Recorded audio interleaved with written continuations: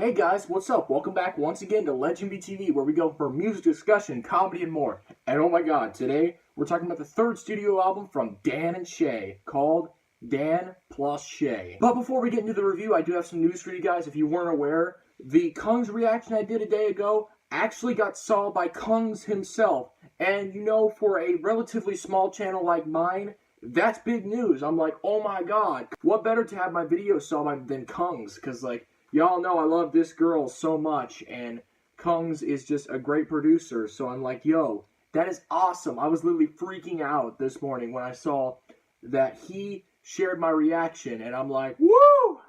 In fact, you know what this calls for? Victory Dance!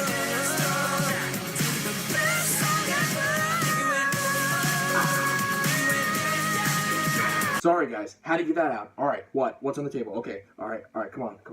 Okay, yeah, Dan and Shay. Let's do this. Alright, this is my review of the third album from acoustic pop / country duo Dan and Shay. So yeah, my first exposure to these guys was actually in 2016 on a Lindsey Stirling feature on her album Brave Enough. And now they currently have a top 30 hit with Tequila. So yeah, and I thought their vocals were really solid on that song, as well as the Lindsey Stirling feature. So I thought, you know what, might as well check their album out, right? How was it? Well, I really like the album. There's a lot of passionate, romantic, vocally potent love songs on here, yo. So yeah, the record kicks off with Alone Together, a slightly more upbeat track that really kicks this record off strong. It's pleasant, it's catchy, the vocals are great, and yeah, it's a very nice opening track. Then we get the aforementioned ballad Tequila, which, yes, I mentioned, did hit the top 30 on Billboard's Hot 100. And yeah, definitely one of the better country hits right now.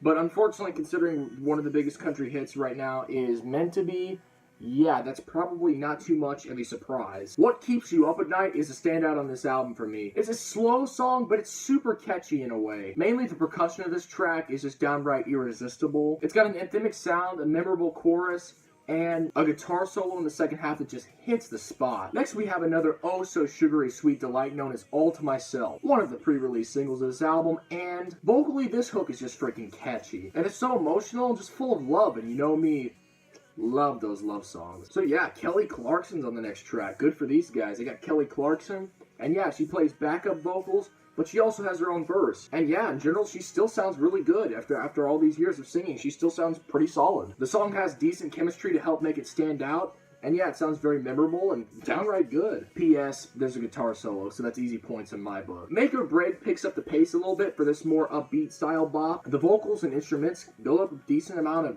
tension and some harmony here. I really like that about this track, and in general, a lot of the album has this too. And then there's a track Speechless, which opens with these really light, snappy bits, and then there's like pianos, and the vocals here are incredible. I love the beginning of this track a lot. And in general, yeah, it's really well written. It's very simple sounding, but it's very fun and effective. Then there's Stupid Love, which has probably the catchiest vocal hook on this whole album. The love, love, love part, or whatever on the chorus, is absolutely awesome. I really love that vocal hook. It is so catchy. It's been stuck in my head all day. Easily the best hook on this album. And yeah, it's basically about how love can be addicting, and at times, downright stupid. But alright, this is getting to be a pretty monotonous review, so basically for the rest of the songs, there's 3 songs left, but I pretty much have the same opinion pretty much on the whole record. It's in general a solid listen. It's got some good instrumentals, some great vocals. I love the vocals here. The lyrics are in general well written. I don't really have much of a problem with the lyrics. Although the production can be a bit stiff at times, when it hits, it hits. There's a lot of like little moments that I really pick up when I listen to this album, like the solos, and the vocal harmonies, and such, that make this a very good record in my opinion. I'm not sure. On some days, you know, it could be considered like a really great one if I'm really in the mood for this. It's kind of one of those I have to be in the mood to listen for. But I do think this is a very good album. I think Dan and Shay really killed it on vocals and lyrics. And most of this production sounds really good as well. So, yeah, overall, I'm thinking a 7. But on a good day, probably an 8 out of 10. That seems fair. This is definitely a very good album. And yeah, so thank you all for watching my review of Dan and Shay's new self-titled album. I'm LegendBTV. You know what it is. Subscribe to my channel for more, and turn on my notifications so you don't miss another video again. Thank you all for watching, guys. I'm LegendBTV, of course, and I'll see you next time.